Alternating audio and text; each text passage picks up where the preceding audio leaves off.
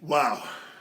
MrTopStep with Friday's March quad witch or aftermarket report. I don't know what to call it. But you guys here, at the end of the day, I want to go back a couple weeks when I started talking about I thought that the S&P would rally over the last 2 weeks, which it did. But it's not just the last 2 weeks. While there was a lot of positive things going on, China kind of people overlooking the weakness in China, weakness in Europe, big jump in crude oil. The statistics were all set up for this rally. And going into it, I felt strongly that the S&P could get to 2040, and today's high versus the June, I believe, is 2042. Now, over the last couple of weeks, I've been extremely bullish, and I want to point some stuff out. One of the things that I've adapted myself to is not just reading my moneymaker chart, which I completely adore, but I've moved now over to Bookmap. And Bookmap is something that I refer to, and so does one of the owners or partners, Jim, as a deck. You know, before the S&P pit closed or in any of those futures pits, there was buy and sell decks. And the upside deck, it was filled with offers and buy stops. On the downside deck, it was filled with bids and sell stops. And what I've done now is I'm reading the markets much better.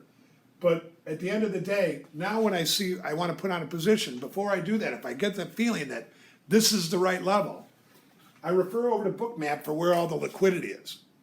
And if I can see that there's 1,500 bid for on the 2037s, and I'm short at 2042, and I'm thinking about covering, I definitely want to get in front of that 2037 bid. Therefore, you're able to see the book. You're able to see the liquidity. On my market delta charts, I can only see what's trading. And on Bookmap, it's what I call an expanded ladder. You can see all the bids, all the offers, and you can see it in size, and it's even faster than the other stuff that I use. But anyways, look, I want to jump ahead real quick. The statistics were great yesterday, the best of the week.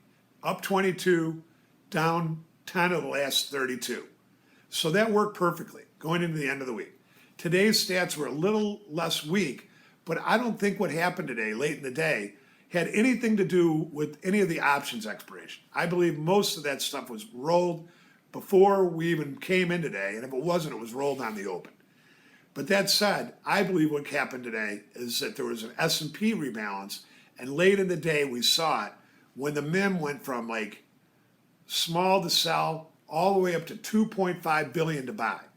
And right at 2 o'clock Central Time, the S&P futures started to rally exactly at that time, right as the MIM was starting to show more buys. Now, late in the day, as predicted, I told everybody that while this big amount of buying may be something that you could jump on board, whenever there's a rebalance and you see a big buy, it's usually paired off. Now, late, what's happened is the MIM, if the actual MOC showed like 1.65 billion to buy NYSE and 1.8 billion to buy SPX, the futures had already been bid up. They started rallying at 2 o'clock. So once that got out, and once everybody knew the imbalance, the futures did exactly what I thought they would do. They couldn't go up much higher, and then as the MIM started to decay late in the day into the 3 o'clock cash close, the S&P futures are selling off as we're talking. So, where are we? We've had a really, really good 5-week rally. The S&P's rallied nearly 13%. The S&P's rallied 230 plus handles. And I got to ask, how much more is there left? Is there 50 handles more on the upside? Is there 60, 70? I don't know that question. But what I do know is that there's an idea out there that just because the statistics start to get negative on Monday, the Monday after the quad witch, the stats are bad, I'm not quite sure that this trend is just going to flip-flop. We have 8 trading days left in the year. We have we have the seasonals that start to get negative, but let me go back. I want to be this. I did this for everybody else a little while ago. Let's see. Excuse me. I'll do this real quick. I didn't have my page ready. Okay, so today, the day of the quad witch, the stats were, where is it? I'm in the wrong page? Gotta go back one more, excuse me. Okay, well, St. Pat's Day was the big update. You can remember this because the stats are always good on St. Pat's Day for whatever reason. But then the triple witching was mixed the last 28 years, but down 5 the last 7. Statistically, that's not all that big. It's not with the trend uptrend that we've been seeing, and late in the day with the options going on. I don't really think it was the options. I think it was the quarterly rebalance. As the MIM increased in size, the futures took off. So I think most of that buying was used up. So now let's forward it to next week. Monday, the week after the week, okay, this is the week, after the triple witching, the Dow's been down 17 in the last 28. I think this is significant. I think that this is where some selling could start to come in, but I'm not sure that this is going to mark the high or today is going to mark the high. I still get the feeling that there could be a little bit more. And then when you get into Good Friday or the Thursday before Good Friday, the NASDAQ has been up 15 straight. So it's not going to be all down. You got to be careful here. So then you go into the final week or the final 4 days going into the end of the month, or the end of the quarter, the day after Easter is the second worst post-holiday. Here we go, okay? This is what I'm talking about. And then, as you get into the later in the week, now the last trading day of the month has the Dow down 16 the last 27, and the Russell up 15 the last 21. Now, I'm not even really so worried about the Russell. I'm really more looking at what's going to happen on the quarterly rebalance, the March quarterly rebalance, when the mutual funds start to do their walkaway trade. Now, I can't say, right now my gut's not telling me that the futures are going down. My instincts tell me that there's probably more in here, and the fact that a lot of people think the futures are just going to start to reverse right away, I think that's wrong.